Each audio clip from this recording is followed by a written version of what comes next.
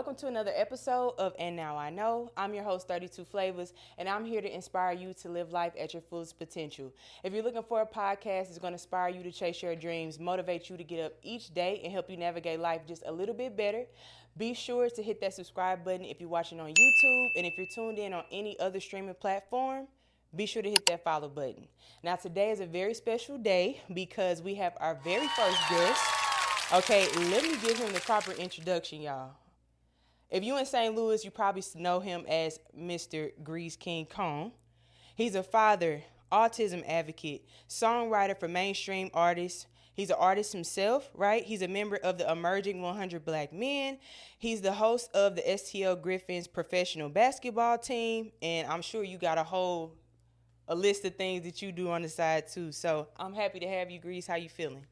Feeling good, man. Happy to be here. Thank you for having me. Yes, I'm super excited, y'all. I just got to say that the reason why I wanted you as my first guest is because during our audition process, you had an energy that radiated just from you that was so positive. You seemed genuine, and I got a great sense of discernment, so I feel like I can read people pretty well. And when you came into the room, you were just cool, you know. Yeah. It just gave the people's people, like for the people energy. I don't know. Yeah. So I just want to kick off the episode first by I want you to tell the audience a little bit about yourself and how you became the Greze King Kong. I ain't got no problem doing that, but first I just want to say again, thank you for having me. This is amazing. Yeah. Everything that you're doing is amazing. And I also want to say happy birthday to my daughter, Aspen. Today her birthday. Happy birthday, Aspen. So I just want to throw that out there. Daddy love you, baby. But how did I become Greze? Man, I'm going to say through the fire, through everything growing up, I had so many elders in my life that really like kind of helped me along the way. And funny story exclusively for you, I got my name because I used to work at a Walmart where they had a radio grill in there, and I was the manager over the restaurant. Okay. And this was back when me and the boys, they had no whip yet. It was just one person and he had a van. So it was like we all get out of work, we all pack in the van and go. Yeah. And I would always smell like grease because I had to clean everything at the end of the night. So we was riding home one night and they was like, man, you stink. You always smelling like grease. And I was like, you know what? I like that name. Yeah, that's hilarious because I never would have thought that. What about the King Kong part? Where'd that come from? Man, that's because like I'm like real big in the Stones. Like you see anybody with me, like my crew, like we Stone gang. We all got our Stones on because they represent something. And for me, my spirit animal that I've always felt aligned with is gorillas. Okay. Mainly because like I'm not a real big meat eater for one thing. Like I'm pretty much almost off the chicken. Yeah, but, I feel that. I love gorillas because they're intelligent. They're big. They're very very family oriented. You know what I'm saying? Even when it comes to where they hide at, you know what I'm saying, where they live at, it's far up and high, and it's a whole way complex way you got to do to get to it, you know. So that's kind of how I am. Okay. So many people may call you the Black Farmer, or you call yourself the Black Farmer. Can you elaborate more on that for people who don't know? For sure. So Black Farmer is my brand, and I started it when my oldest boy was born because all three of my children are on the spectrum. They all have autism. Okay. So I was extremely nervous when I found out I was becoming a father. God kind of had me ready though because I've already worked with people on the spectrum for like 15 years. So my mama was like, he was kind of preparing me for my kids. Yeah. So I prayed, and God came to me in a dream, and basically he showed me a field because I was like falling out the sky, and I was like trying to figure out what was going on. And he just told me like it was a fingerprint that appeared on the field when I looked at it. And because I was asking him, you know, what should I do? I don't know what to do. And then that's when he like dropped it on me and told me I got to plant seeds in everybody that I meet. Yeah. Basically, you know, changing who I am mentally and physically so I can prepare myself for my children. So by me planting seeds and people that I meet and water them correctly, I have a plentiful harvest. So it was like, you got to be a farmer, and the first farmers was black anyway. So just put it together, and it's been a beautiful thing, man. So shout out to my kids, because they're the ones that changed my life completely. So. Yeah. You mentioned, first of all, beautiful story. And I love how you mentioned the Lord giving you dreams and signs, because that gives you a little bit more confirmation and validation, like this is going to be okay, like everything is going to work out. Talk about how does working with your children on the spectrum, how does that inspire you each day to push and keep going? Well, the best way I can explain to people, when you are around someone that has autism, just imagine being on a computer and having a million tabs open at the same time. Yeah. Because that's basically how it is. So, like, being a father of boys has definitely showed me how to be patient, especially with them being on the spectrum.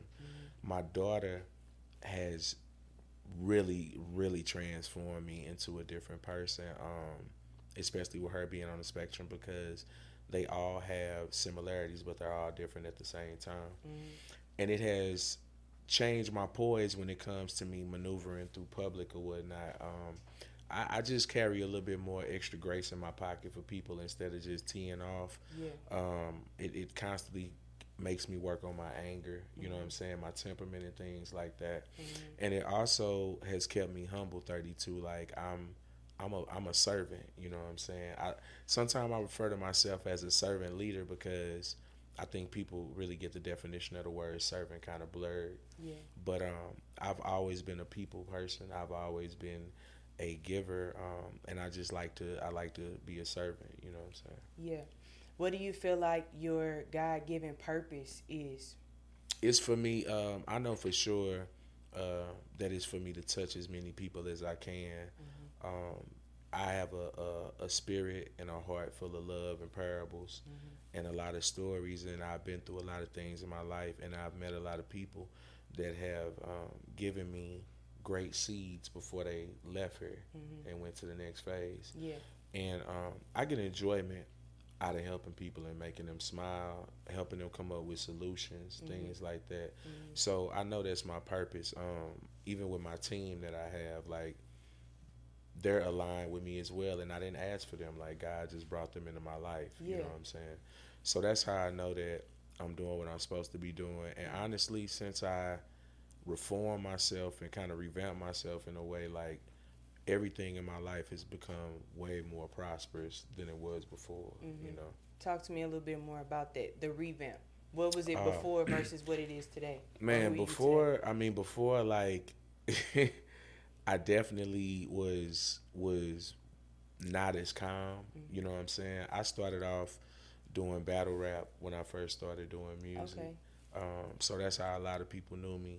I used to be at the High Point Cafe, and that's kind of how I got my feet wet, coming from the east side, having to come over to St. Louis, because that's where the market is. So I was, I ain't going to say I was in the streets, but I'm from Washington Park, you know what I'm saying? So it's Charlie up all day. But my children made me start looking at things from a different lens, as far as me pouring into other people, me trying to fill other people's cups, me putting people before myself, trusting God, trusting the process, you know what I'm saying, knowing that when you build relationships, you create strong bridges, you know what I'm saying. And they just helped me have a better sight about things. When you mentioned starting your music journey off in battle rap, talk to me a little bit more about that. What was that experience like? It was dope. I was mad at my dad, and that's what really pushed me to start battle rapping a lot. My father and mother basically raised me in church when I was growing up, and I had a situation at church when I was like 15 that kind of left me cold about it. So I continued to go until I was 18, because then I had the choice to leave or not. And when I left, I used to write a lot of poetry and everything, and I've always loved to rap. And my father, like, He was like, nah, you know what I'm saying? You too smart to be rapping. You in the gifted program. You play the trumpet. You do this, you do that. And I'm like, nah, man, I want to rap. Yeah. You know what I'm saying? And it was a way for me to get out how I felt without me actually physically doing anything to anybody. Yeah. And it just wound up turning into poetry and emotion, you know what I'm saying? Because I was once I learned how to control it, I was learning how to control my anger and mix it with my wordplay, because I was an avid reader, like, you know what I'm saying? I love reading. Yeah. It was a beautiful concoction. Yeah. So how did you transition from battle rap to songwriting? Because you mentioned that you are a songwriter. Yeah. Elaborate a little bit more on that. Shout out to all the women that broke my heart. That's how it transpired. So you Drake? Are you the Drake? Or I ain't gonna say I'm Drake. I'm more like a chocolate version of Heavy D. Okay. You know what I'm saying? Okay. With the locks though. Okay. But it made me it got me out of being like real RR. You know what I'm saying? So like I started songwriting for real. So it wasn't so much as writing bars to battle. It was more like really putting how I feel into bars. Yeah. And like I say, the women that broke my heart, that taught me lessons, I was able to, you know, put it into poetry and you know what I'm saying, do it on the mic, and it just, you know, took off from there. So what are your favorite type of songs to write?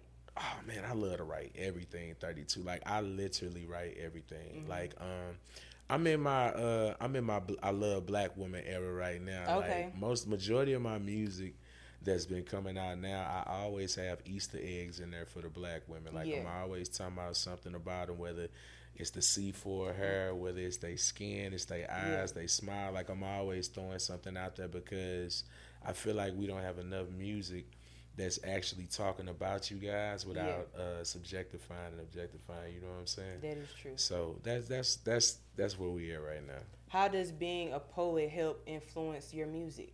Oh, greatly. You know what I'm saying? Because I'm not afraid to be bare naked on the mic. You know what I'm saying?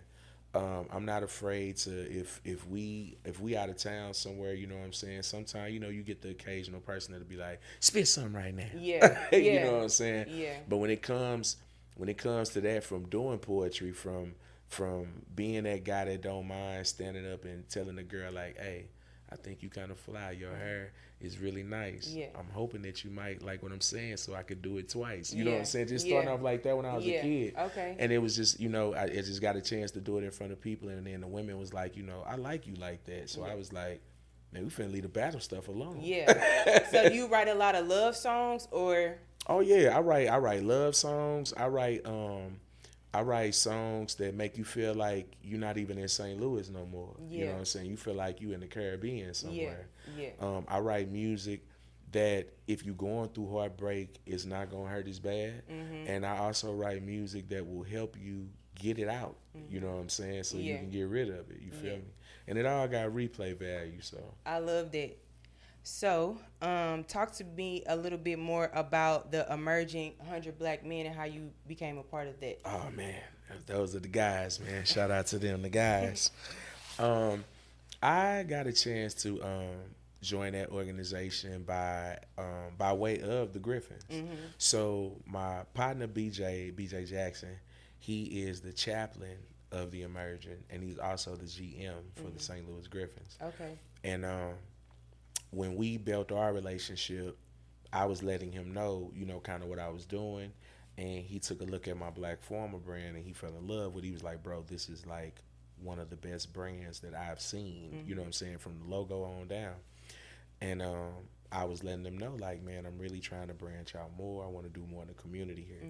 So that's when he told me about the Emerging. And then I was like, oh, man, because I know it's a process. But he was like, don't worry about that, man. So I'm like, all right, cool. So I got invited to a couple of meetings. I got to meet some of the guys, and then it was like the ball started rolling, and I couldn't really say nothing to nobody. It was so hard because I was like, I want to tell. You know what I'm saying? I know that feeling. But it's a beautiful thing, man. We're very big on mentorship, and that's something that I'm big on, because I don't believe that we can't reach the youth. You know what I'm saying? Yeah. So shout out to them. We got brothers in so many different areas. One of our brothers is even a part of the Battlehawks organization, which is why me and the Griffins were at the Battlehawk game yesterday. Okay. So we got brothers in a lot of top places, and yeah, we just trying to help the community and build a brick at a time. Nice. How did growing up in East St. Louis have an effect on who you are today? Man, great effect. Being institutionalized from birth when you growing up in a neighborhood where it's bars on the windows and the doors automatically. So you already looking through them. You know what I'm saying? Growing up in a neighborhood where they still got ditches down there. They don't have a up-to-date waterway system. It's a township. It's not even enough people to be a city. Yeah. We don't have a fire department. We had 3 policemen. All the drugs and crime you could think about, but I wouldn't trade it for the world. You know what I'm saying? Because it really did craft me, and it molded me who I am. And I'm an avid believer on God don't make mistakes 32. And I feel like everything that I've been through, every dramatic and traumatic situation I've been in it to overcome it, so I can be able to speak about it. Yeah. You know? That's beautiful. It's giving very much humanitarian. Is there any type of projects that you're thinking about starting, or any foundations you're thinking about starting of your own? So we are working on my non-for-profit, which is Black Former Cares. Okay. Man, there's a lot of things that I'm trying to do. 32. We partner with Craig Black, which the Community Cuts for Kids is coming up again. I believe this will be our 3rd year partnering with him. Nice. Where basically we sponsor. I know last year we did haircuts. We also had hairdressers there that was doing braids, twists, all kind of things for the young ladies. We also had 2 dental companies come in, and they actually did cleanings, fillings, and all of that stuff for free for the kids. Okay. We give away all school supplies for them as well. And we partner that up with the Noops and, the Kappas. And we do it at the Kappa House on the east side, and we have several locations over here in St. Louis. Also, Mr. Ricky Winnington is another person that we've partnered with. We partnered with him last year, and we were up at Harris Stowe. We gave away suits. We had all the juniors and the seniors, young black men come in, and we had tailors there, and they got to pick out a suit that they wanted. We had button-ups, ties, all of that. And we had raffles, and we gave away laptops. We gave away shoes. I'm talking about, man, we gave away like so much stuff. I want to say, he'll probably correct me if I'm wrong, I want to say we gave away like over 250,000 worth of stuff. That's amazing. That's the kind of stuff that really I love to do. That's the main reason, like I tell people, that I want to be successful. It's not so much about the money. I mean, yes, I want to make sure I take care of me and my bloodline, but it's really about showing people in our area 32 that it's not that hard to start something to give back, because they make it seem like it's such a hurdle that can't be jumped. That's true. It sounds like you like working with the youth. How does working with the youth inspire you or keep you motivated? Because I know that's inspiring, working with younger kids. It inspires me a lot because, like I say, I had a lot of older men that I hung out with. They taught me so much. My mother taught me how to count by playing dominoes, and that's how I wound up hanging out with the elders, because they played bones. Yeah. And if you be the elder person playing bones, they ain't gonna let you get up. Like, you better sit down. Yeah. You stuck for a few hours. You know what I'm saying? Yeah. So I don't mind listening as much as people think I like to talk a lot. I really don't mind listening, and I really don't mind listening to people that are older than me, because I can't stress it enough. I tell people that they are the audiobooks before we had them. You know what I'm saying? So the youth, it's my due diligence, 32. Like, it's that's what I'm supposed to do. Like, each and every one of us is supposed to take what we have and what we've been given, and we supposed to pass it on. I always tell people everything go back to the soil. You know what I'm saying? We are supposed to supercharge that soil for the next crops that's coming out. And it's bigger than us. I think a lot of times we keep our gifts and skills tight, when in reality we supposed to be helping and touching as many people we can touch. So I love to hear that. I want to go back to your music though, because we touched base on you battle rapping, being a songwriter. Do you have any projects coming up soon or anything that you're working on? Yeah, or do you want to keep it a secret? We got this the you know I mean we do so much, so it's all good. But if something going wrong, I get a text message or something. Yeah. But we've got so I got a project that we're real close to putting out. It'll be my EP. Okay. And it's definitely something that everybody's gonna love. Okay. I also have another project that is going to be dropping soon that I don't even want to really give it up like that. Give us some inside scoop. I'm gonna tell you that for the people, and when I say people, I mean like people that are like in the industry. For the people that have heard the 2 singles that we have, and I'm saying we because it's me and another person that we have on this project, we are being compared to Outkast. We are being compared to Sleepy Brown. Okay. All of that kind of music. What's my man? The Hamiltons. Okay. Like all of that neo soul, that good feeling music, that high vibration stuff that's like missing. Yeah. Like we finna bring that heartbeat back. You know what I'm saying? So I love that. Yeah, it's gonna be real nice. I don't want to give it away too much, but I'm gonna just say the single is called Cold. Okay. So talk to us about the influence and what inspired you to write that song. Man, it's man, you know, I got a person on my team that is very talented as well, and he came to me with the idea of the song. And it really, what happened was we were in the studio and I was in my mode of this my brother. I want to support him 100%, you know what I'm saying? And I was really there just to encourage him with what he was doing. And in the midst of that, he was like, man, you know, if you got something, you know, it'd be cool. And I was like, all right, cool. Yeah. And I went ahead and I penned something like in like 10 minutes. Okay. And I went in there and laid it down. And then my partner, who I've been working with forever, I only got one engineer. I've been working with him forever. Okay. He put his butter on there, and it was just like we was all sitting there like, this is crazy. Yeah. And then I told him, I said, you know what we got to do, right? We got to finish. Yeah. You know what I'm saying? So that's kind of how it happened. And like I say, man, the people I've been blessed to build relationships with, they heard it and they were like, this should have been on the radio like last month. Yeah. You know what I'm saying? The men are saying that, the women are saying that. So we pretty excited. Yes, that sounds lit. I'm super excited. Thank you for sharing. No problem, no problem. Now I would like to dive into how you started getting into media as far as your platforms. How did you grow your platforms? Because I see you're on TikTok doing great things. Obviously, you're on Instagram. So tell me about how you grew your platforms. I grew my platforms from planting seeds. Yeah. That's kind of what happened. I kind of blew up on TikTok overnight. There was a young lady that was missing. Mm-hmm.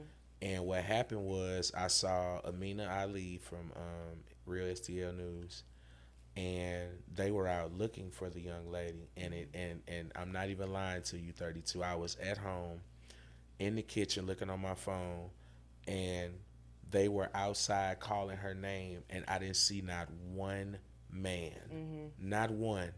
It was literally all women and little children out there, and it made me feel like crap. Yeah. Because I was like, this is unacceptable. Yeah.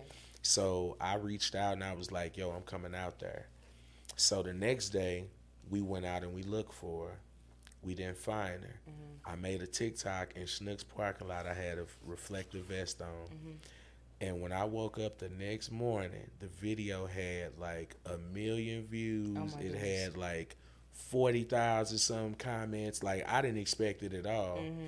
And it was so many people talking about it that it just went mega viral. Like, it was news stations reaching out to me. It was celebrities reaching out to me about it.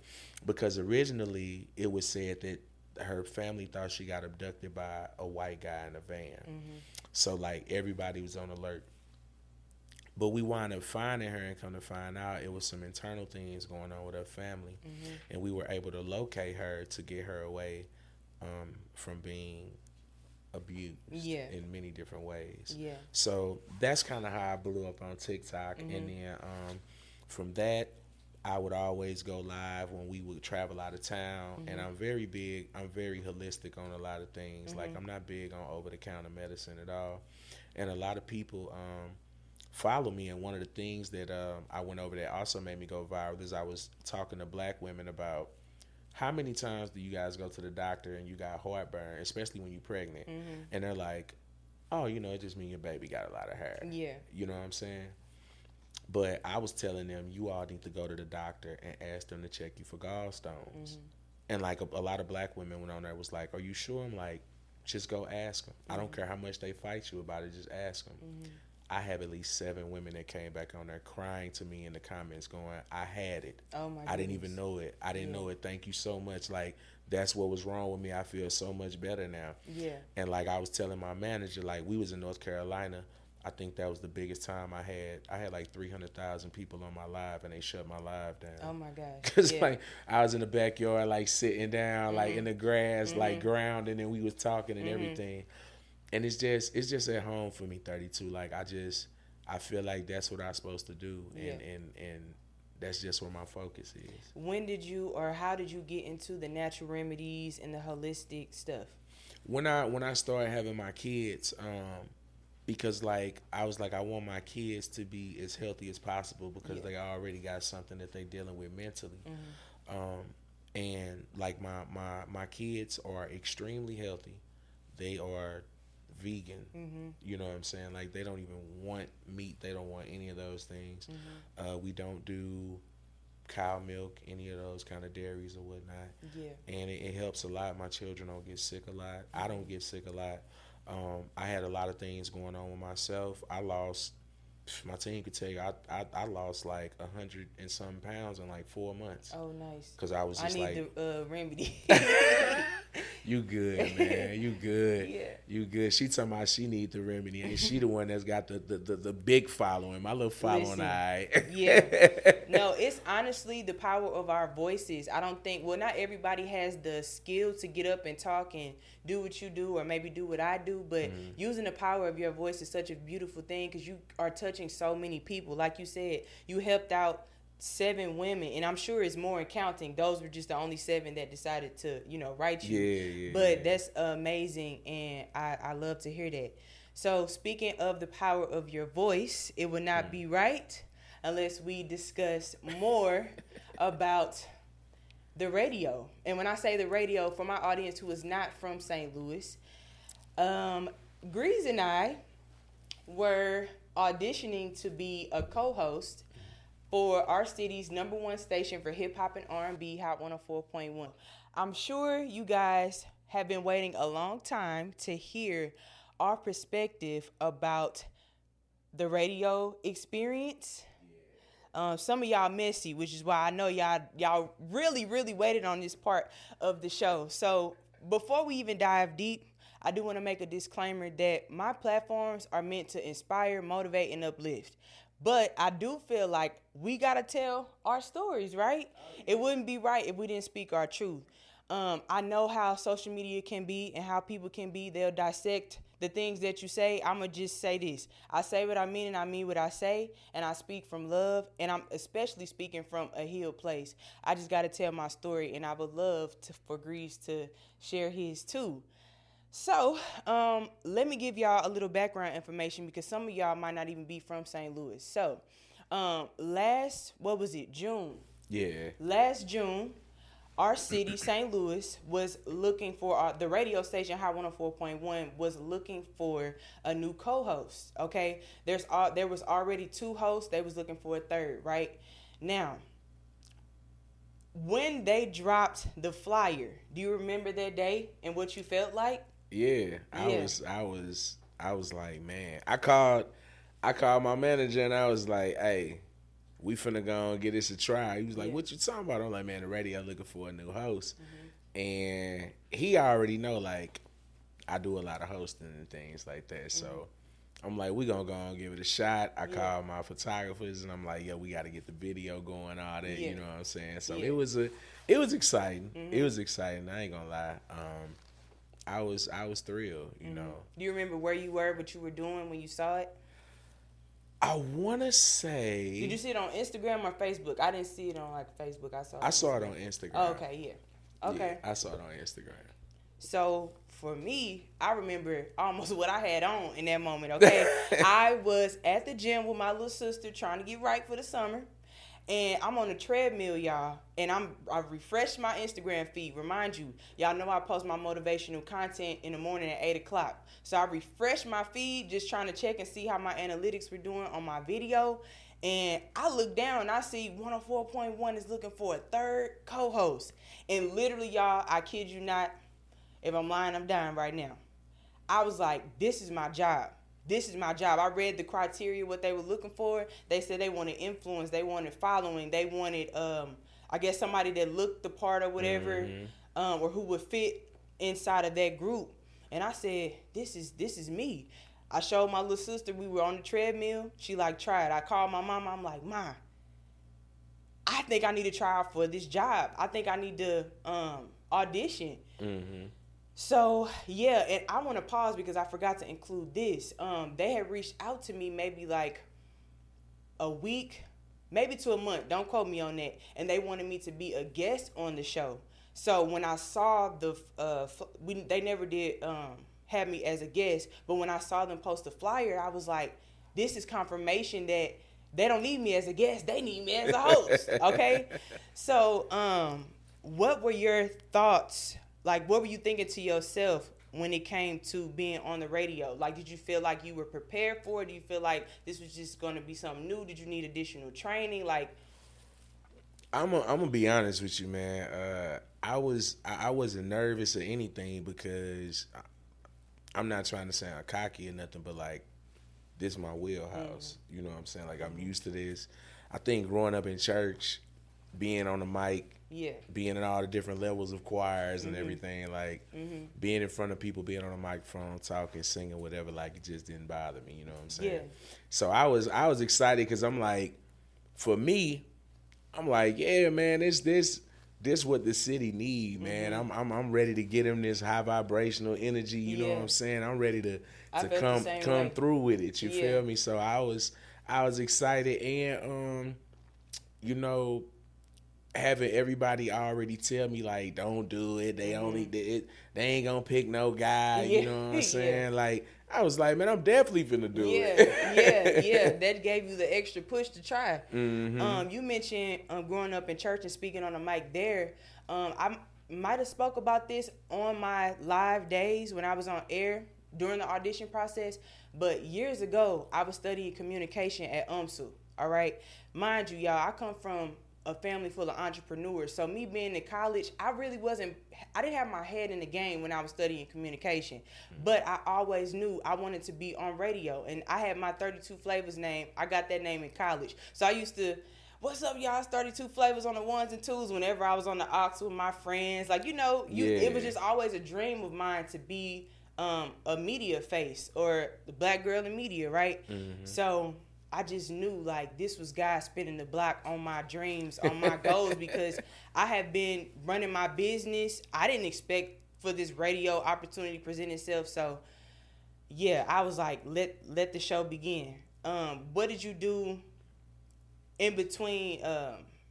Oh, wait, we got to wind it back. Your audition video.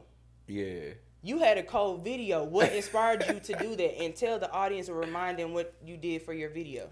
So it was funny because I want to say right around the time that we was doing that, the Mississippi Massacre happened. Okay, yeah. So like at the time, everybody was big on that whole riverboat fight thing. Mm-hmm. The captain throwing his hat up in the air and all of that. Yeah. So like I said, I'm from the east side. I had to run over there to East St. Shout out to the Flyers. I had to go to East St. Louis Senior High School. Mm-hmm. And I'm like, hey, yo, East St. Louis, I need your help. Yeah. You know what I'm saying? Yeah. And then we ran back over to the Arch, and I'm like, St. Louis, I need y'all help. You know what I'm saying? I'm like, y'all got me already. And I threw my hat up in the air under the Arch, So it was funny. It caught on because it was trending at the time. And like everybody that loved my video, they was like, bruh, when you threw the hat in the air, I just lost it. You know what I'm saying? Yeah. But it was all in fun. But at the same time, it was a great thing to do because regardless of what happened, I just wanted people to know that there are people in this city that really do care about this city and care about what's going on in this city. And I want people to understand that it's okay to want to be positive, and it don't mean that you can't have a life. It don't mean that you still can't kick it. You still can't turn speak up. To that, because that's me. That's my life. You still can do all of those things, but when it comes to you checking in on your maturity and your morality, like stop cheating yourself. Yeah, and we need positive, or I felt like we needed positivity on the radio. So why not me, or why not you? You know what I'm saying? Yeah. So speaking of your video, y'all, my video, I was in the car with it like I normally do. I'm like, what's up, y'all? It's 32 Flavors. I didn't even try. I'm going to just be real. I didn't. I put my St. Louis hat on, lined my lips up, and I said, let me just speak like I thought that I had it. I don't know. Maybe that was me moving out of ego. I probably should have put a little bit more work in. Because when I uploaded video, I literally was just in the car like, what's up, y'all? 32 Flavors. Did you have a blue hat on? Yeah, I had a blue hat on. See, yeah. I was like, let me stand out with the blue hat. Yeah. But I mean, I didn't really try that hard. And I made sure I filmed my video, I think either the next day when they posted the flyer, and I started seeing other people post their videos. I'm like, wait a minute. I should have tried a little bit harder. But it's cool. It's cool. So, yeah, shout out to you for just going hard with like from the beginning. Because me, I'm just like, whatever, let me just make this quick video. What did you think about the audition process? So let's fast forward to past the audition video. Let's fast forward to when we went to Fahrenheit and talk about that. I thought that was the biggest setup in the world. Yeah. That's how I felt. Yeah. Because they didn't come down there on time like they were supposed to at the time that was said. And everybody was in there getting liquored up. I'm talking about everybody getting drunk. Yeah. The DJ in there jamming. Yeah. And me and my team, we sitting there looking like water boys. Because I'm like, I don't want nothing to drink. I don't want nothing. I'm sitting there like, man, they tripping, brother. When it's time for us to go talk, they finna be full. Slurred speech. You know what I'm saying? Yeah. And I promised the guy, like, as soon as I said that, Shorty came out of nowhere. I was like, yeah, y'all having a good time, huh? I guess some of y'all forgot y'all up here for work. Yeah. And I'm like, I knew it. Yeah. There you go. It was the test. It was the test. Yeah. You know what I'm saying? So Fahrenheit was great. It was a and shout out to everybody that Pause. For the audience that don't know, not to cut you off, Fahrenheit is a club in St. Louis. That's where they held the original audition, the live audition. Yeah. Sorry. Go ahead. It was shout out to everybody that was, that came out and everything. But besides the, getting everybody liquored up and all that, it was electrifying. I had a good time. I had a great time. It was a great time seeing everybody, especially like people that you saw on the video. Yeah. You know what I'm saying? Yeah. Like I truly was in the room like, that's a old girl over there. You know what I'm saying? So that was a blast. And honestly, shout out to everybody that was in the room, excuse me, that showed me all the love that they did when I got done reading what we had to read, because that was the moment that I was told that they all were like, yeah, we gonna give them a chance. That's what I heard too. So shout out to everybody just, being supportive like that, because we all was there, you know what I'm saying, competing. But I got a lot of love. So it was great, man. Like I say, I loved it. I enjoyed it a lot. So. What did you do to prepare? Like when you was getting dressed for the audition, what was you like? Did you put your music on? Was you riding to your? I mean. Did you put your Sunday's best on? I don't remember. I don't think I saw you. I definitely had me a salmon colored shirt on. Yeah. You know what I'm saying, with a blue tie with little accents of the salmon in there. Yeah. And I had my autism pen on as well. I was dressed up, like I was coming for a job. And I ain't gonna lie, now that you bring that up, I was the only guy in there with a button up in the town. Everybody else was kind of like, dirty T-shirt, sweaty polo, Hennessy collar, stuff like that. Yes. So, yeah, I was definitely feeling it. I was definitely feeling good. And I was just, the whole time, like I say, 32, I'm big on God. I was like, man, if it's for me, it's for me. And my manager kept telling me, he was like, hey, man, all they could do is tell you no. Yeah. You know what I'm saying? So, So for me, y'all, they said dress to impress. They said basically do your big one. So I said, I'm not going to put on my suit and tie. I'm not going to put on my church fit.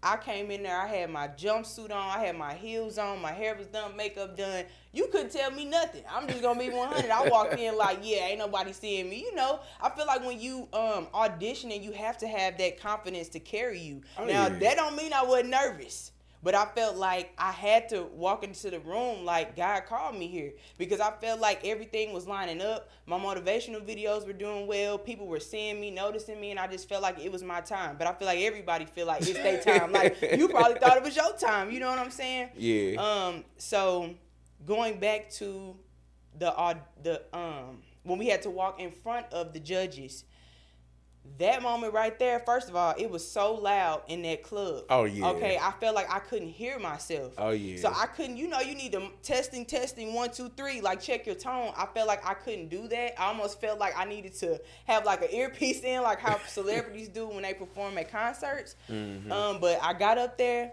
I read the script, I felt like I did pretty well. And they asked me, why do you feel like you should get the job? Now, before I walked up, they were asking other people all these other different questions. So I didn't even know what questions they were going to ask me. But they were like, why do you feel like you should get the job? And I'm like, y'all looking for somebody with influence? I started off with 20,000 followers. Now I'm at 30,000. I was on the shade room. I'm just running down my stats. Yeah. And when I walked away, shout out to my best friend, she was sitting on the sideline like, yes, yes, yes. And I just saw her out the corner of my eye, and I'm like, you know what? I killed this. I did great. And it looked like I got good feedback. Or they were, like, okay, feeling me. Yeah. So that gave me a little confidence. But as far as the room goes, there were so many different people. Shout out to everybody that came out. Oh, yeah. Because the room, it was like, wow, there's so much talent in the city. Even though, first of all, it brought awareness to everybody who auditioned or submitted a video, but it just reminded me of how powerful the city is when we come together and try to do something positive and try to, be great. So that was amazing. Now, y'all, I know y'all know in St. Louis, this was a very long process. How did you feel as far as the length? Like, what were you doing? It was driving us crazy because when they originally were supposed to announce the winner, we had people that came in town. Like, I had people that like drove into town, flew into town, cause they was Team Greze. They like, we finna have a party. You know what I'm saying? And then they was like, yeah, we ain't doing that right now. I'm like, what? Yeah. So we definitely were. We were waiting, man. I was anxious. We're talking about life-changing wages here. Salary, wherever you want to go with it. And doing something that I love. Yeah. You know what I'm saying? So, yeah, we definitely was waiting. I was up and down. And we're talking like before they announced the finalists, like, I'm up and down. Of course I'm concerned because everybody like, you're a guy. Yeah. You know what I'm saying? So, yeah, we was. Even though I know it was, for y'all that don't know, if you don't know, there were already 2 guys on the show. So in my mind, I'm like, they need a woman. And in his mind, but I felt like if there was a good guy, they would choose you. I didn't feel like the option. Now, it made more sense to choose a woman, so that way there would be a female perspective on the show. Right. But I also felt like, shoot, you did great. Like, why couldn't they choose you? I appreciate it. Yeah, shout out to you again.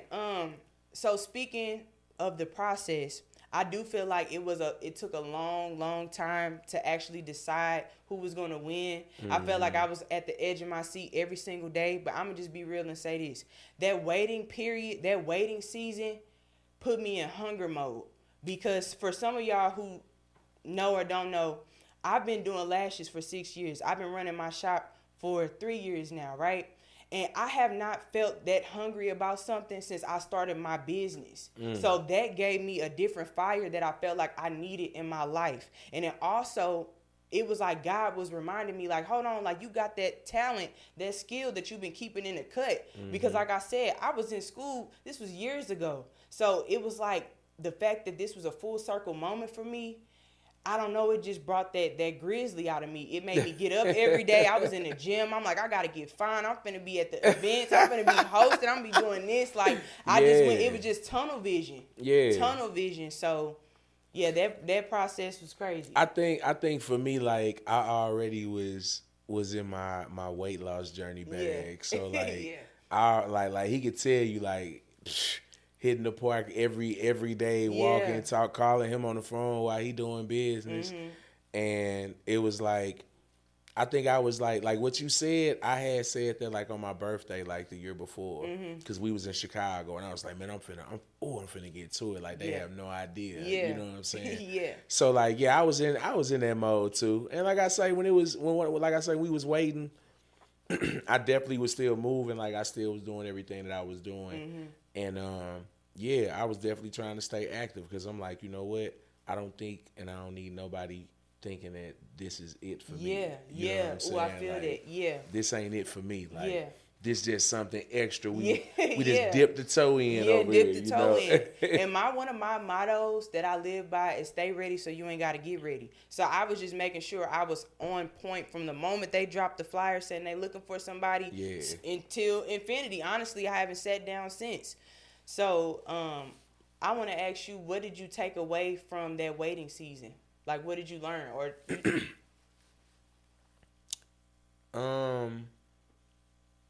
I want to say something that I learned is I have been in a battle within self for a long time as far as support when it comes to like the city or whatnot.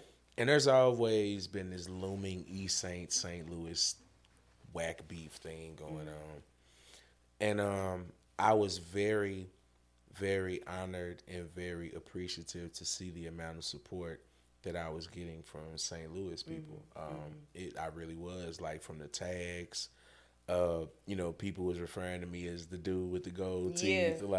I saw so many comments like, y'all need to pick my girl 32 with the old boy with the gold teeth. You know what I'm saying? And I'm like, I was like, it's me and Greze. What's good?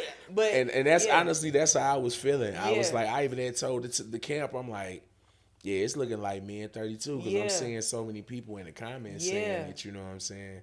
So, the streets need the positivity. Oh, yeah. I was ready to bless the radio, the St. Louis ears with positivity each and every morning. I was too, man. I was ready for the kids to be wanting to call in the morning, you know what I'm saying? I was ready, man. I was going to be like, what up? It's your girl 32 Flavazz. I was rehearsing in the car. Like, I don't know, I just felt so good during that whole process. Now, it did take a long time, but one thing that I learned was don't put all your eggs in one basket. Because I was hungry, and that was great, and I learned a lot from that moment. But all the eggs was in the basket. I mean, I was doing my motivational stuff. I was still making content, as y'all know, me from TikTok or just being a content creator, whatever. But I was so focused on winning that competition that I felt like looking back on that moment, I should have had a little bit of energy here in the radio, a little bit of, dividing it up. I felt like I just gave my all to that. And when you do that, sometimes you risk being let down in the end. Yeah, you do. Yeah. But I feel like we are the kind of people to where we go hard like that regardless. Yeah. Like, it's not no 50, it's not no 75. Yeah. It's 100. Yeah. And that go from the head to the toe to I gotta make sure my toothbrush is good. You know what I'm saying? Like, that's just how I am. And it ain't nothing wrong with being that way either. That's a good point. My show was like, dang, I gave this 1,000%. Like, my all. But I mean, like you said, it is a good thing. Maybe that's just our character. It shows it. At 32, like, you'd be surprised how many people out there that if they ain't saying 32 flavors, they looking in the mirror like, I'm 33 flavors. Yeah. You know what I'm saying? That. Yeah. And they doing that because they sit in their car and when they look at themselves, they feel like you, but they feel better about themselves. Mm-hmm. You know what I'm saying? So that comes from you always putting that healthy amount of effort and energy forth like that, you know? Yeah. So let's jump ahead again. When they announced on the radio who won, what did you feel like? Or what did you feel like maybe a week before they announced? Or wait, let's take it back. How did you feel about your days on air?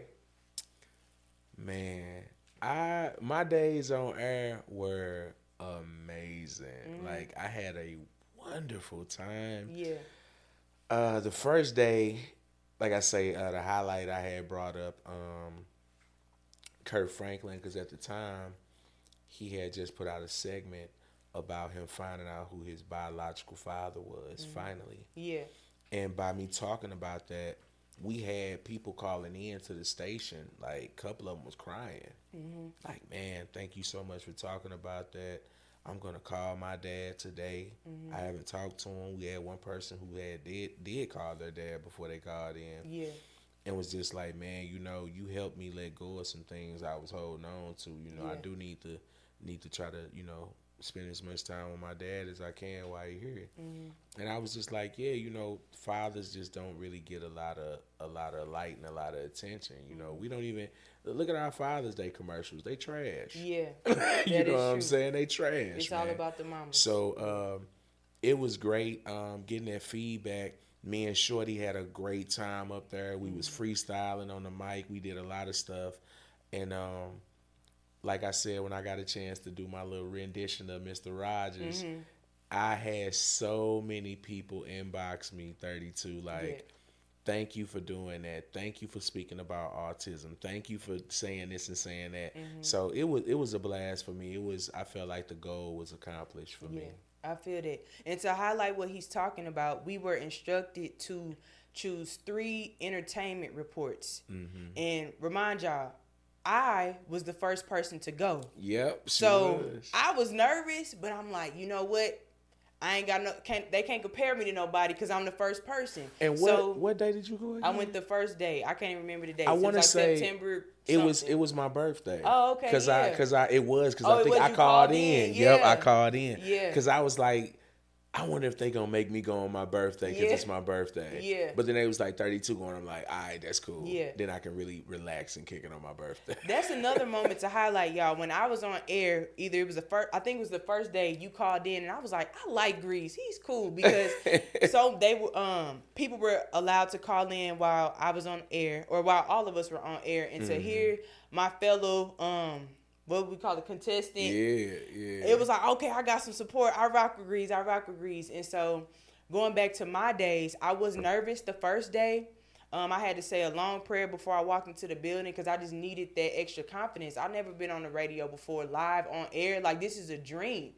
I just felt like it was a surreal experience. You know what I'm saying? How did you feel walking in I know you're supposed to be asking me questions. Yeah. But how did you feel walking in the garage, like going up to the door? I was like, this about to be my job. This about to be my spot. This how I got to get in and get out. I'm waiting on my key. What's up? We don't even need to audition with nobody else. Just choose me. Yeah, no, it was an amazing feeling. And honestly, I don't take that moment back for the world. Like, it was amazing to even be able to sit in that seat. I didn't finish school, okay? We just going off my platforms and 32 flavors, whatever, like she won, whatever.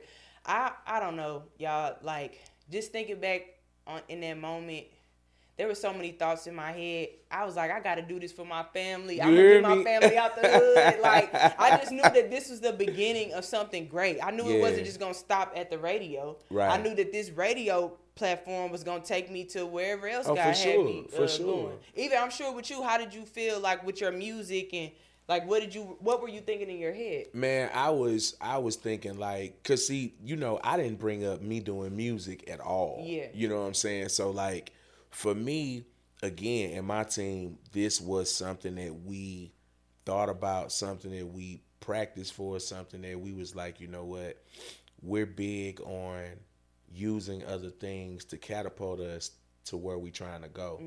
So I was already in the realm of, I get this job, it's over. You know, like outside of St. Louis, I'm on the radar when it comes to music.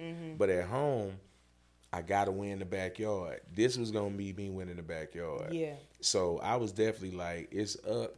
They say my name and say I won, it's up. Because not only is it gonna be up because of that 32, but I would have broke the mold. Like, it ain't no 3-man, ain't no rugby going on in the morning. You hear me? Yeah, I feel that.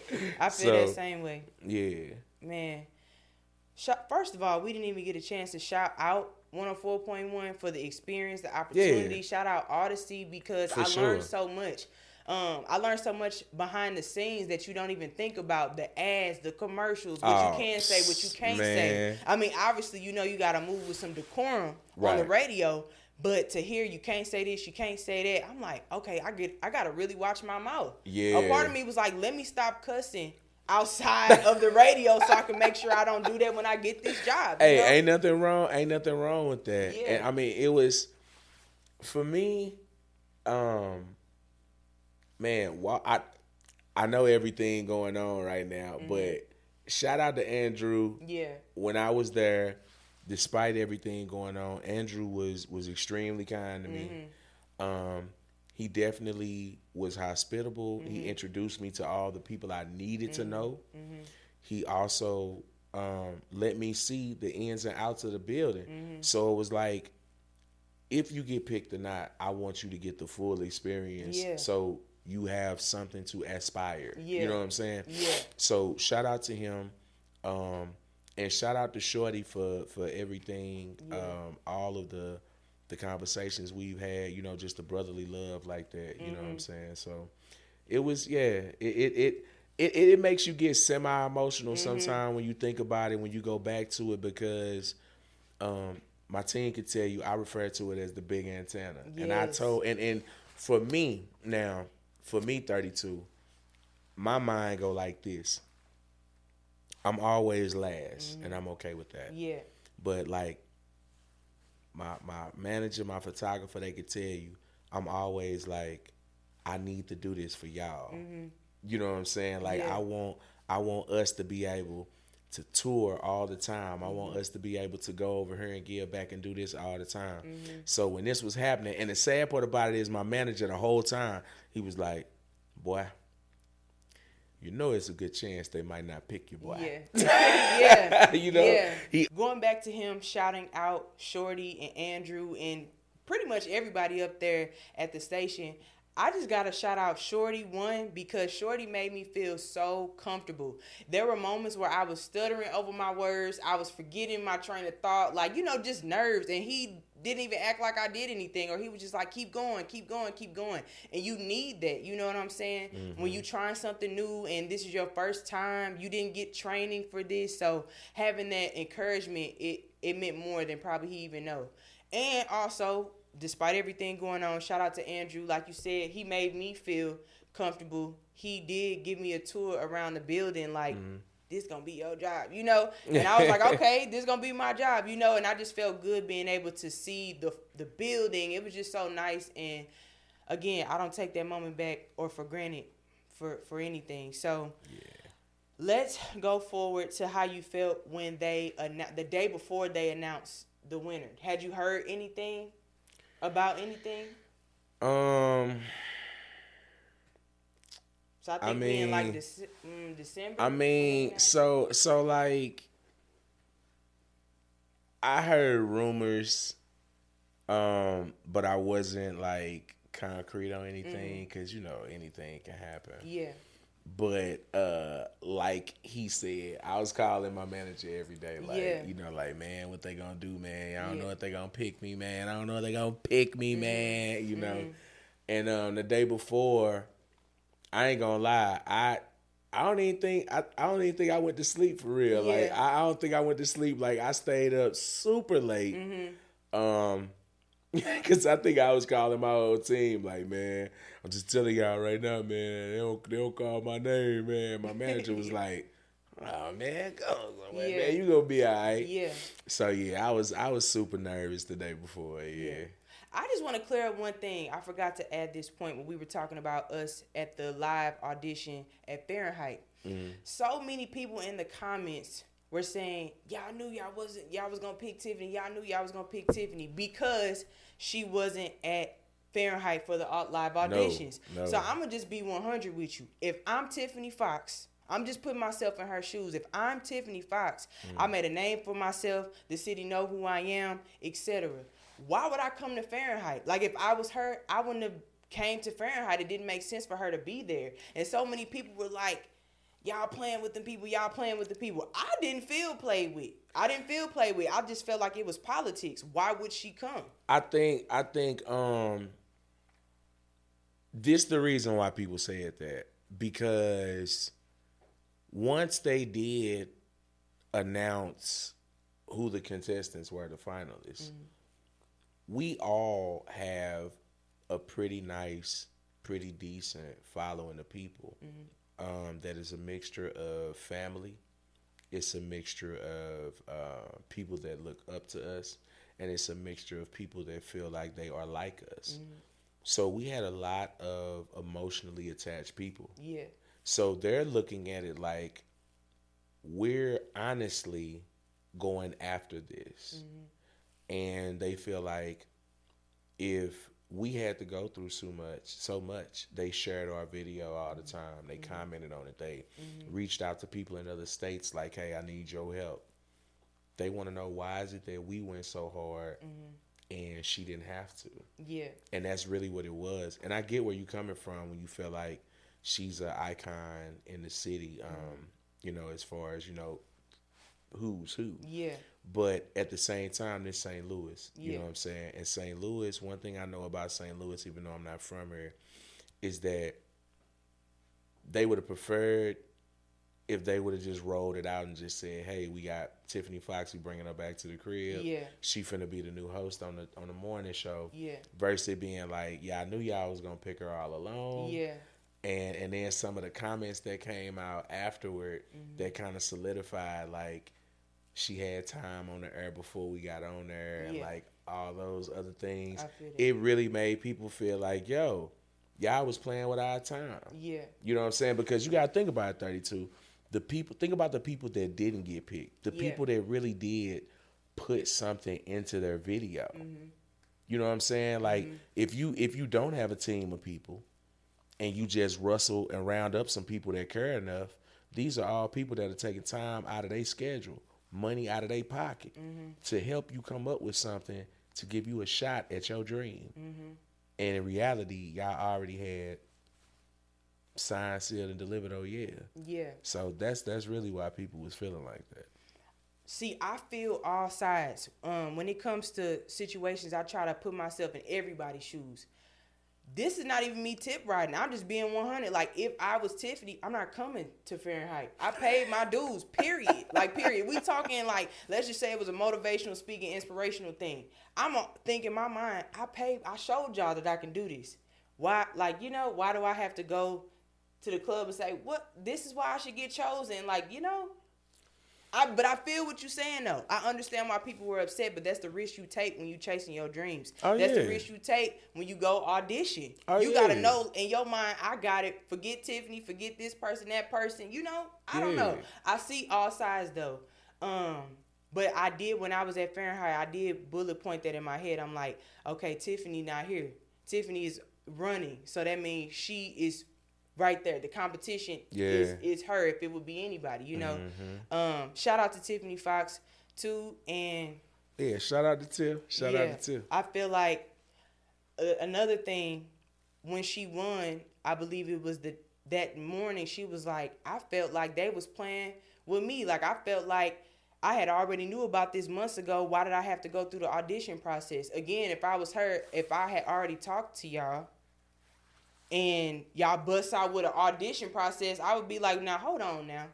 I felt like she did kind of have to take a step back like the rest of us. It just hit different because we aren't Tiffany. You know what I'm saying? I can understand that too. I can understand that too. But I don't know. Me personally, I feel like somebody knew what direction they was going in. Mm-hmm. And I mean, if we just want to be honest, it is a business. Yeah.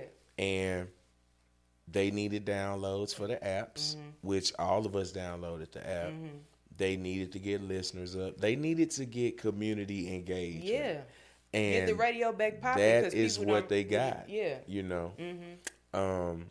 And unfortunately, of course, we know somebody got to win and somebody got to lose. But again, I just think when it comes to contests, sometimes the radio gets a bad rap. Mm-hmm. They got a bad coat on about the contest. And this was another chance that people were like, don't let us down, regardless of who won, just as long as it was done correctly. I feel that, and that's just where it stemmed from. Yeah, no, I feel all sides, honestly, but I just wanted to make that point. Like, Tiffany probably felt the way too. Like, we don't put ourselves in other people's shoes. Like, yeah, it felt crazy to me. I thought I was gonna win. I thought I had it just like everybody else did. You know what I'm saying? So. I don't know. One thing I can say is God's timing, he never fails. Come on. And what's for you is for you, like you said at the beginning. Mm-hmm. And so when they announced that Tiffany won, I ain't gonna lie. I was like, dang, I straight lost. Like, dang, y'all, I straight lost. I had everything that I worked hard for, I feel like I got. Yeah. So to that hit a little different. Now, I'm going to carry everything with grace because that's my character. And so I made my post. I thank y'all so much for supporting me. And I got so much feedback. But, I shed a little tear. I ain't going to lie. I was like, I ain't get it. I was like, I'm going to give myself 20 minutes to, let that go. Because it would have meant the world to me to win. Yeah. But it unlocked a beast in me that, honestly, if it was not for that, we would not be here doing this podcast right now. I promise you we would not. So, there you go. In the hindsight, it's everything, and looking back at that moment, it just built another beast in me. What you think? I would agree. It sounds like you got something else to say. Because again, like I say, for me being an entrepreneur myself, being a dad, you always are excited about a level up. Mm-hmm. You know what I'm saying? Mm-hmm. Yeah, so like me being an entrepreneur myself, I can't work in like a original, historical 9 to 5. So I have to be self-made. I have to hustle because, like I say, I got 3 that's on the spectrum. Yeah.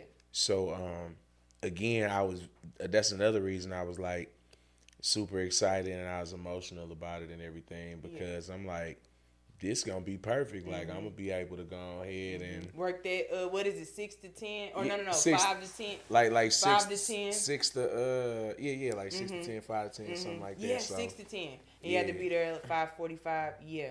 Mm-hmm. I ain't gonna lie. Getting up them days, I was like, woo. Excuse me.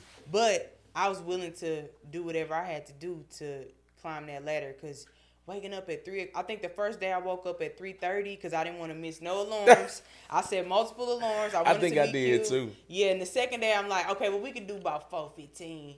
And yeah, going back to how I felt just being in the room, it was just such a surreal experience. And I feel like anybody that's in media, I wish if you haven't sat in that chair, I feel like everybody needs to experience that because, man.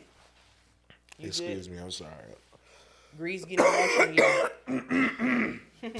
He got a lot to say, on his chest.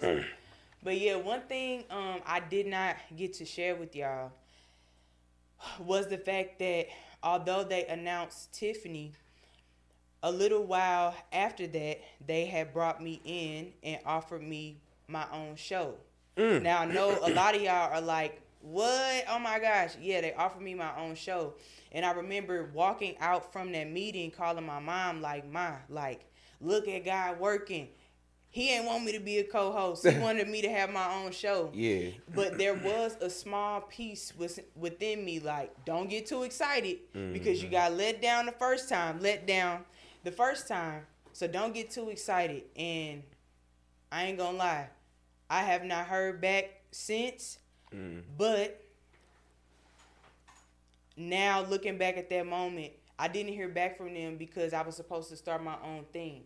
For sure. And you don't see it like that in the moment. I felt like God was just hitting me with just back-to-back stuff. He was telling me, nope, nope, nope. Because not only, like y'all heard me saying in my introduction video, I felt like the radio was just the start of God just really showing me to be patient, trust me. And fast forward, y'all, I know y'all know already that the show is now canceled. How did you feel about that when you heard that the show was canceled? Man, excuse me, man. I was up cooking breakfast. Talking about eggs and bacon. Okay. Oh, no, you don't do the bacon. I was turkey, up. Chicken, sausage. Excuse me, no, I do the turkey bacon. But I was cooking breakfast, and it blew my mind. Mm-hmm. It did. I ain't gonna lie to you. It blew my mind. I was like, what? And of course, all my people called me like, God don't play about you. I'm like, man, look, y'all, look. You know. But again, that just goes back to me saying, like, there were so many people emotionally invested. You know what I'm saying? That's why it kind of went the way it went. But, you know, all in all, my hat go off to them. I don't wish anybody lose their job or anything like that, you know. I straight prayed for them that day because I'm like, obviously I was in shock at first, but after I settled in that day, I'm like, let me pray for them because imagine losing your job. I don't care what position you in. Don't nobody want to hear that the show is canceled. You know what I'm saying? Like, especially without knowing. I mean, I don't know if they knew or not. I'm speaking just from assumption. But waking up one day and the show is just gone, no exit. Like normally, you know, at a regular job, they know you put your 2 weeks in. A couple days before your last day, they bringing in the cake. Like, I don't know if they got a chance to do that, but I would have been crushed if I was on the show and it just completely ended. So, my love and hugs are extended out to y'all. Yeah, most definitely. I couldn't imagine. Most definitely. Yeah. But a lot of people were saying that is God's protection. And I ain't gonna lie, I felt like that was God's protection.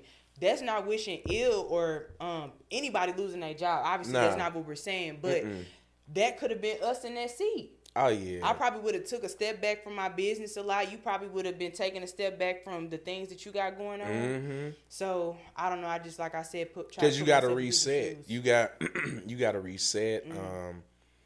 Depending on where you or I would have played into that situation, you know, you got to make the necessary adjustments. You know what I'm saying? So I definitely look at it like God don't make mistakes. You know what I'm saying? And he looks out for us. He looks out for all his children. You know what I'm saying? That's facts. Yeah. In a moment, you may not understand why. If you get told no, if you take a L, or if you feel like you lost something or you were rejected. But let me tell you something. Everything is working for your greater good. You may not understand it. You might cry. You feel like, Lord, why? You might question him. But just know at the end of the day, keep that faith strong because look at what has come about. You know what I'm saying? Like, I didn't start my own podcast. Now I can work under my own conditions, my own terms, as long as I want, as late as I want. You know what I'm saying? So I'm just grateful. Shout out to God for just keeping me covered. And thank y'all so much for supporting me and y'all kind words. Because let's just be clear. When you lose something, people forget about you. Like, so many people were rooting for me during the contest, right? But then after I lost, nobody checked. It was only my people checking in, like, how you doing? How you feeling? Two is not a winner, and 3 nobody remembers. Yeah. You know what I'm saying? I'm like, where are all the people that were all the love at? And so when the show got canceled, and to feel that love come back again. Correct. That made me feel like, okay. Correct. Like, that was that blanket, that comfort that I felt like I needed, you know? Especially with them offering me my own show and not hearing anything back. That I needed a little blanket and 104.1, man, I ain't mad at y'all about that because I would have loved and I would have listened to the 32 Flavor show. I would have done it most definitely. But the people would have been tapped in for sure. We all know we miss Doc Winters coming on at night, man. You know, and I told 32, you know, we need that R&B back at night. You know, and I ain't choose this voice. This voice chose me. Mm-hmm. You know what I'm saying? I probably could have did that R&B late night session. That. You know, I could have did it, man. Coming on live, we about to play that Keith Sweat. You know what I'm saying? I'd have been responsible for the next generation. You know? Yeah. I feel but that. Hey, and I would have brought positivity and my motivational and inspirational messages to the radio. I feel like people need that. Like, you can jam your music, but you need something to circle and bring it back in, because we all need that enlightenment. We all need somebody to keep us uplifted. The world is already rough and hard enough. You know what I'm saying? So hopefully you guys get some inspiration. Not hopefully. I know y'all going to get some inspiration from my own platform. Hey. So what are some tips that you would give somebody who has experienced rejection and how to keep going? I want you to know that delay is not denied. Okay, talk about it. That's the biggest thing. Delay is not denied, and that a lot of people don't know that when you walk, you actually are falling forward. Mm-hmm. You know what I'm saying? Mm-hmm. You falling forward, and the walking is a part of you gaining the balance within self. Yeah. So everybody continue to fall forward and gain balance within yourself. Yeah. And become a master of your equilibrium. Yeah. That's just how I feel. Yeah. One of my tips would be, or I got several, but one of them would be keep your head in the game. Mm-hmm. Because we got that far. Like, if God allowed us to be sitting in that seat, it wasn't supposed to just stop there. Mm-hmm. And that goes to any of the other finalists. Like, I know the rest of y'all are doing great things. Shout out to y'all, sending love to y'all. But it ain't over. Keep going. Keep pushing. Keep pursuing that dream. Because if I would have just stopped there when they told me no, like I keep saying, I would not be here. I wouldn't be still on the internet posting these motivational videos. I would have just had my head down like, man, I lost. Forget all of this. Let me just focus on my last business or whatever. So that's one. And number two, like you said, delay is not denied. Mm-mm. And you don't know what God has in store for you. Mm-mm. And nothing is a coincidence. Nothing happens for no reason. So stay the course, and keep pushing. And I knew 32 was cool because I felt like I don't know how many of y'all really, really follow 32, but I felt like 32 went on like a vacation after the I did. Like I was looking at your Instagram, and it's crazy because I think I was at a Griffin game, and I looked at your Instagram, and I'm like, wait a minute, is she in the Cubs clubhouse? Cause I'm a Cubby. Yeah. Yes, St. Louis people, I'm a Cubby. Yeah. Yes, I know. Yeah. But I instantly jumped in her inbox and was like, 32. What's going on, man? You can't be going to the clubhouse. And then she was like, Greze, I be outside. Yeah, I be outside. And I felt like this too. I wasn't even gonna go on that trip because I thought I was gonna get the job. And I was like, I don't want to go on the trip and end up getting the job and I gotta cancel the trip. So go on them trips. Okay, don't pause. Go on the trips. You got going on. Okay, because you never know. And yeah, I'm just grateful for the opportunity. What you feeling like? Most definitely. I'm definitely. I was grateful for the opportunity. I have met some amazing people since then. I was going to a lot of the local high school football games after the competition, and there were so many people like running up to me in the parking lot, like, "You the dude from the radio competition?" You know what I'm saying? And I'm like, "Hey, what's going on?" They like, "You sound just like you do in Bert." You know. And it was a good feeling, man. Like I take pride in I like to call myself the bump pop man in the hood. You know what I'm saying? Like I take pride in like Greze coming. You know what I'm saying? Like I like that, and I mean anybody that doesn't feel that way and they shy away from it, it's because they're afraid to be a leader. You know what I'm saying? Yeah. And I'm okay with that. Does it come with sacrifices? Yes, it does. But I just respect my father and my grandfather so much that I know what weight our name hold. You know, so I just try to keep it going. You know, so I loved it. I appreciate everybody that showed love. I wouldn't have met you and everybody else. You know what I'm saying? So I appreciate it, and I ain't gonna lie. I felt kind of good being the only guy to make it. You know what I'm saying? I felt kind of good. That definitely spoke to you. Very well spoken. That's another reason why I'm like, I definitely got to have him on the show. especially as a first guest. Because people, let's just be real, people don't be talking right. You be like, what? You sound crazy, okay?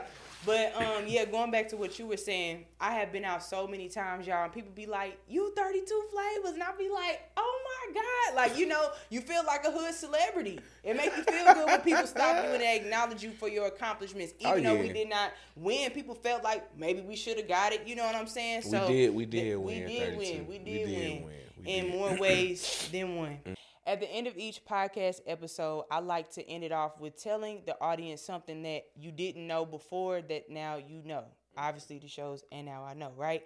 So, I will go first just to give you an example. One thing that I knew or thought I knew going in is that this was my job and I was going to win. And I thought that if I put my all into it, shoot, it would have just came into fruition. But now I know that it's all about God's timing, and what's meant for you, you always gonna have it, no matter what. Now, how I'm supposed to come behind that? Okay, make it good. So, what I didn't know is I didn't know how impactful I could have been. I didn't know. And I didn't think that the city would embrace me the way that they did. And now that I know, I know that what I'm doing, it does have great purpose. I know that it's working, and I know that it's a work in progress. Okay. You know what I'm saying? But we doing what we got to do. Yeah. You know, like I say, yeah, God don't make no mistakes, man. You feel me? Well, y'all, this was an amazing first guest episode. Shout out to Greze for stopping by. What are your socials so they can follow you? Man, you know, Greze King Kong, I always tell you, say it with your chest. And if you can't remember that, man, I'm certified and verified. You can go on Google and just type GREZEN, and you're going to see these goals and these dimples pull up, all right? Yeah. Shout out to Greze, y'all. I am so happy that we got to do this, y'all. It's been a long time coming. I was debating on doing it, but I'm like, nah, we gotta tell our truth. We gotta speak our mind about this thing. So thank y'all for tuning in to another episode of And Now I Know, and I will see y'all next time.